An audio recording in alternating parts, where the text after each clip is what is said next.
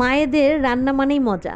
তারা রান্না করতে করতে এতটাই অভিজ্ঞ হয়ে যায় যে তারা যেটা রান্না করে সেটাই মজা, আর তাদের কাছে অনেক কিছু শেখা যায়। হ্যালো এভরিওয়ান, আসসালামু আলাইকুম, welcome to my new another blog. আমার মা এবং আমার শাশুড়ি মা দুজনের রেসিপি ফলো করে আমি আজকে দুইটা রান্না দেখাবো। বাজারে বেশ টমেটো উঠেছে, আজকে রান্না করব টমেটোর চাশনি। টমেটোগুলো ছোট ছোট করে কেটে নিয়েছি, পেঁয়াজ এবং রসুনগুলো দিয়ে একটু ভেজে নিচ্ছি, শুকনো মরিচ দিতে হবে, আর দিতে হবে অল্প একটু কালো জিরা। এগুলো একটু ভেজে নিচ্ছি। আর এই চাশনিটা যদি আপনি বাসায় রাখেন, আমি বলছি বাসায় আর কোনো আইটেমই লাগবে না। তারপর আমি এই টমেটোগুলোকে ঢেলে দিচ্ছি, এবং টমেটো কাটার পর টমেটো থেকে পানি উঠবে।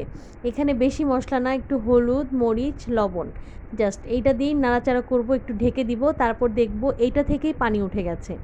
এই টমেটোর থেকে যে পানিটা উঠবে এইটা দিয়েই কিন্তু এই রান্না কমপ্লিট।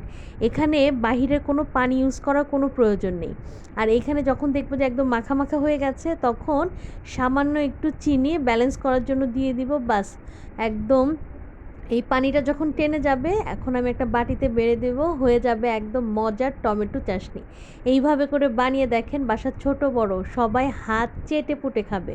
এটা হলো আমার শাশুড়ির রেসিপি। আর এখন আসছি আমার মায়ের রেসিপিতে। এটা গরুর তেল দিয়ে তেলের পাকোড়া।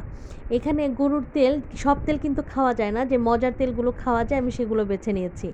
আর এই তো এখানে আমি আটার মধ্যে হলুদ গুঁড়ো, মরিচ গুঁড়ো, ধনিয়া গুঁড়ো, একটু আদা রসুন বাটা এবং একটু ভাজা জিরা গুঁড়ো, এই সব কিছু দিয়ে আমি কিন্তু মেখে নিচ্ছি। ঠিক বেসনটা আমরা ইফতার বানানোর সময় যেইভাবে করে গুলি বেটারটা, ঠিক সেইভাবে করে অল্প একটু পানি দিয়ে সেইভাবে বেটারটা বানিয়ে নেব।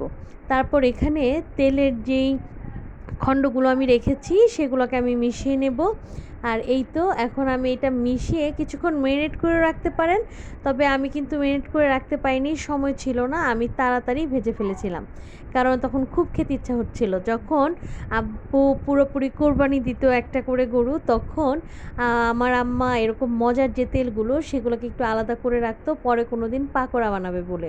এইভাবে করে গরুর তেলের পাকোড়া কেউ কখনো খেয়েছেন কিনা অবশ্যই কমেন্ট করবেন। আর রান্নার সময় আমার ছেলেরা আমার পাশেই থাকে, বললো মা আমি একটা ছাড়ি, আমি বললাম ছাড়ো। তো এইভাবে করে আমার ছেলেরা, আমি যখন রান্না বান্না করি, আমার পাশে থাকে। আর তারাও আমার এই খাবারগুলো খেতে খুব পছন্দ করে। যেভাবে ছোটোবেলা আমি আম্মার পাশে দাঁড়ায় থাকতাম, আমার বাবুরাও রান্নার সময় আমার পাশে দাঁড়িয়ে থাকে। এই তো আমি লাল লাল করে একদম মচমচা এই তেলগুলোকে কিন্তু ভেজে নিলাম। তারপর ভাতের সাথে খাওয়ার পালা, বাবুরাও খেয়ে বলছে একদম সেই স্বাদ। আর এখন আমি খাবো। এই দেখেন আমি অনেকগুলো নিয়ে নিচ্ছি, আর সাথে নিয়েছিলাম টমেটো। ভাত খাওয়ার সময় এই পাকা টমেটোগুলো কামড় দিয়ে খেতে আমার খুব ভালো লাগে। আমার ভিডিওটা আজকে এই পর্যন্ত ছিল। সবাই ভালো থাকবেন, সুস্থ থাকবেন, আর আমার ভিডিও ভালো লাগলে একটু ফলো, লাইক, কমেন্ট, শেয়ার করে দিবেন। আল্লাহ হাফেজ।